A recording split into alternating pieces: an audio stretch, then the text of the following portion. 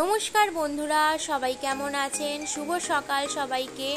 আমি Piyali sweets family একটি নতুন ব্লগে সবাইকে স্বাগত। চলুন বেশি দেরি না করে আজকের ব্লগটা স্টার্টিং করা যাক। নিশ্চয়ই ভিডিও ডেসক্রিপশন থাম্বনেল দেখে তো বুঝতেই পেরে গেছেন কি নিয়ে ভিডিও হতে চলেছে।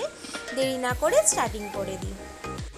আজকে যেহেতু সোমবার আর ঘুম থেকে একটু উঠতে দেরি হয়ে গেছে, আজকের বৃষ্টিটা কাল রাত্রি থেকে স্টার্টিং হয়েছে। যেহেতু আগের দিন ঝড় হয়েছে, রেমাল ঝড় অতটা আমাদের এদিকে প্রকোপ ফেলতে পারেনি, খুব একটা ক্ষতিগ্রস্ত হয়নি, কিন্তু ঘরে জল ঢোকার যে ভয়টা পাচ্ছিলাম সেটাও ঢোকেনি। এবারে দেখো কতটা জলে পরিপূর্ণ হয়ে গেছে চারিদিকটা।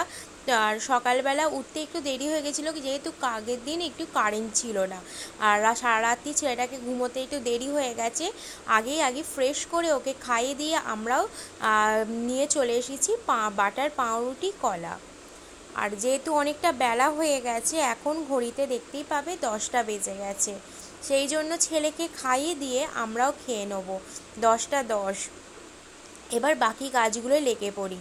এসেই ছোটো ঘরটাতে পরিষ্কার করতে চলে এসেছি, চাদরটা চেঞ্জ করতে, কারণ যদি ঘরে জল ঢুকে যায় মা বাবা ওপরে শিফট করবে, আর আমাদের রান্নাঘরটাও ওপরে শিফটিং হবে, আর এই ঘরটাতেই নিচে জল ঢুকে গেলে মা বাবা এই রুমটাতেই থাকে।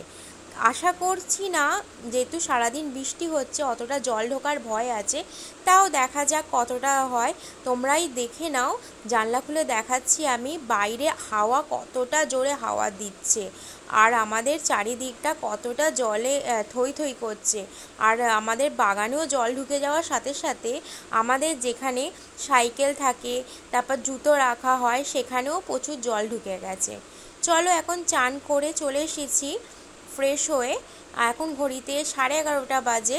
চলো আগে পুজোটা করে নেবো, কারণ অনেকটা দেরি হয়ে গেছে যেহেতু আজকে, আর ওয়েদারটাও একটু ঠান্ডা ঠান্ডা, সেই কারণে ভাবলাম একটু শাড়িটা পরেই পুজোটা দিই। পুজো করতে চলে এসেছি। আমার গোপালকেও ভালোভাবে সেবা দিয়ে দিলাম, বজরংবলীকে, বাকি ঠাকুরগুলোকেও পুজো করে নিলাম।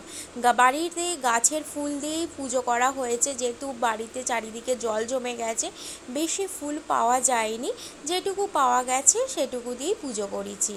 পুজো করে নিচে এসে তোমাদের সাথে শেয়ার করতে চলে এলাম, না দেখালে বুঝতেই পারবে না কতটা জল ঢুকেছে। আর এখানে একটা সিঁড়ি ঢুকে গিয়ে উঠছেও, ঘরের মধ্যে জল ঢুকে গেছে, যেখানে আমাদের সাইকেলে রাখা হয় সেখানটাও জল ঢুকে গেছে। আর চারিদিকের পুকুর, এমনকি ড্রেনগুলো জলে ভর্তি থাকায়, সেই কারণে জল পাস হওয়ার জায়গা না থাকায় এইরকম পরিস্থিতির শিকার হতে হচ্ছে আমাদের। আর সেই বাগানেতেও জল ঢুকেছে, আর একটু হলেই আমাদের ঘরে পুরোপুরি জল ঢুকে যাবে, আর যদি আরও পুরো অনেকটা বৃষ্টি হয়। যাই হোক, আমফানেতে তোমার সাথে শেয়ার করা যাক। আমফানের সময়তে আমাদের প্রচুর ক্ষতিগ্রস্ত হয়েছিল, আর জল ঢুকে যাওয়ার কারণে আমাদের দোতলায় শিফট করতে হয়েছিল।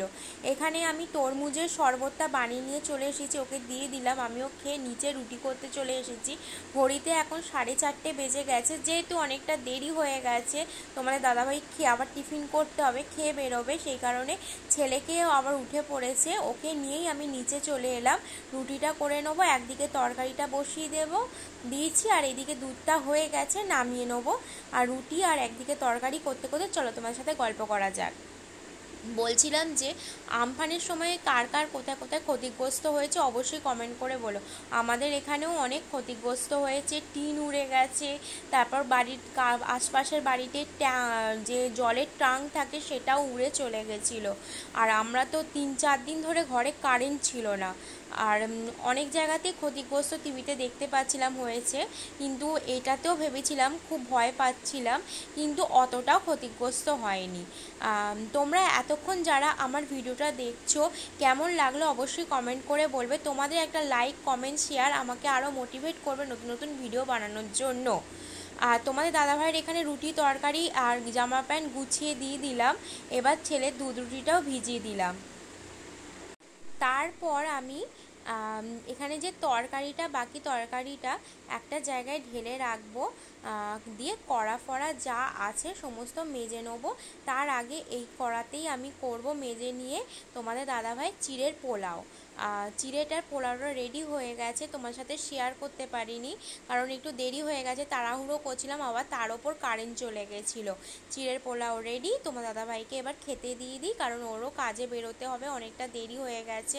আবার যেহেতু জল ঝড় হচ্ছে সেই কারণে ওকে একটু তাড়াতাড়ি বেরোতে হবে বাড়ি থেকে, নইলে কোথায় আটকে যাবে সেই কারণে। আর দেখো ওপরে চলে এসেছি, আমাদের ছোট্ট ধুবো সোনা এখন কাজু আর কিশমিশ খাচ্ছে।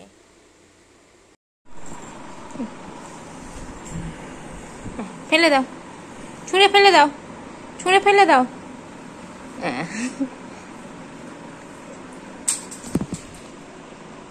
তোমরাই দেখো কি বদমাইশ হয়েছে।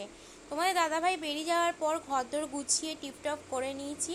ভিডিওটা আর বেশি বাড়াচ্ছি না, এখানেই শেষ করছি। আবারও দেখা হচ্ছে নতুন ব্লগে। Tata, bye bye, শুভরাত্রির।